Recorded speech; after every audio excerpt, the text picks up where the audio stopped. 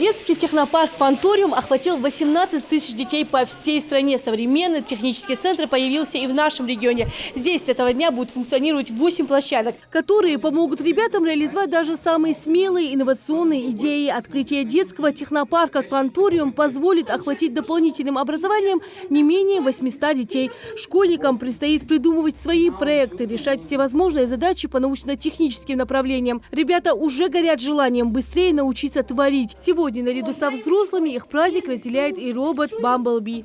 Не говори, что не умеешь. Ты ни о чем не пожалеешь. И не стесняйся побеждать.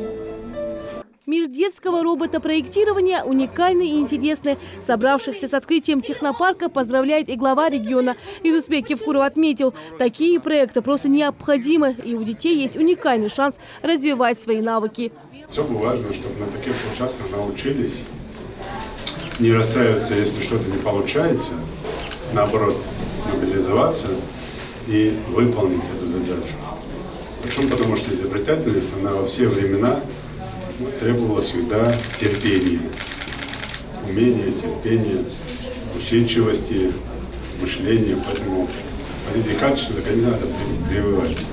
Я надеюсь, что и руководитель этой площадки, и Министерство образования в целом организует на этой площадке уже в следующем году окружное соревнование для детей со всего округа Северокавказского, как минимум. Профессиональные навыки обучающиеся будут получать в объединениях «Робоквантум», «Роботостроение», «IT-Квантум», работа с объектами IT-инфраструктуры и не только. Изобретатели, они чисто вот то, что... Сами изобретать тоже будете? У нас дальше будет хай-тек техника, когда идем, но в любом случае, вот смотрите, что у нас делают. У нас уже до этого открытие есть. Нет, это есть. Открытие в прошлом, вот ему надо поехать в Татарстане, это самый совершенный там механизм. Надо ему поехать с ребятами, со всеми, кто обучает здесь, педагоги. Надо поехать на месяц, там изучить, посмотреть.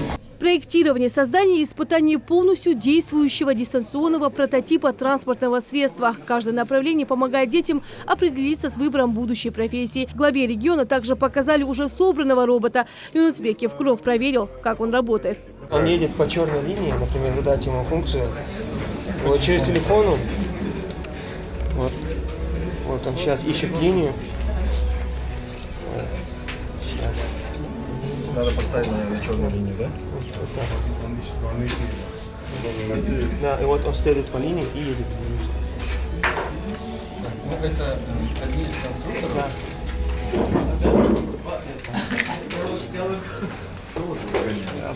Да. Он не упадет. Не упадет. Черную линию не уйдет никогда. Ингушетия вошла в число регионов страны, которым по результатам конкурса Министерства образования России в этом году выделено финансирование из федерального бюджета на создание кванториумов. Технопарки открываются в рамках инициативы «Новая система дополнительного образования детей». Такие проекты успешно работают в соседних регионах. Ну, я, конечно, считаю, что это очень важно. И вот эта программа, которая правительством России была организована по открытию технопарков во всех городах, во многих городах России. Я считаю, это очень важная программа и очень интересная. Потому что я был, скажем, на открытии кванториумов в Рязани, в других городах. Сегодня проходит открытие не только здесь, в Ингушетии, это и на Камчатке, в Ростове-на-Дону, в Кемерово, в Иваново. Кванториум у нас направлен на научно-техническое развитие, научно-техническое обучение наших детей. Здесь очень много так называемых, как мы их называем, квантумов, там аэроквантум, видите, энерджи квантум, IT квантум.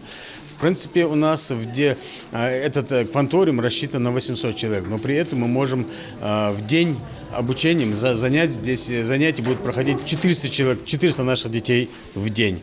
Это очень серьезный прорыв, я имею в виду, в обучении детей научно-техническим мышлением. Они будут здесь свои проекты придумывать, реализовывать эти проекты в различных сферах. И это эко, это авиа, авто, IT-технологии. Каждая площадка здесь посвящена определенному направлению. К примеру, IT-квантуме ребята изучают высокие информационные технологии. Допустим, у меня вот светодиод и вот длинная ножка, она у меня справа. да? То есть я понимаю, что вот этот провод у меня плюс, а вот этот минус. Дальше подключаем минус к минусу. На, включили. Плюс к плюсу. Главное здесь внимательно слушать своего наставника, ведь собрать необходимые детали и включить устройство будет намного легче, если изучить теорию. Магомед Казоев уверен, что главное желание. Это батарея 9 вольтов, но лампочки не выдерживают 9 вольт. Они выдерживают 1,7 вольт только. Давайте сейчас посмотрим, как это будет работать. Это плюс, это минус. Соединяем батарею. Вот, горит. В соседнем автоквантуме ребята изучают машиностроение и проектирование двигателей автомобилей. Здесь установлено и наглядное пособие, которое помогает учащимся центра быстрее усвоить материал. Это двигатель от Subaru, это 4-цилиндровый двигатель, именно разрезная модель, чтобы дети могли видеть всю систему двигателя.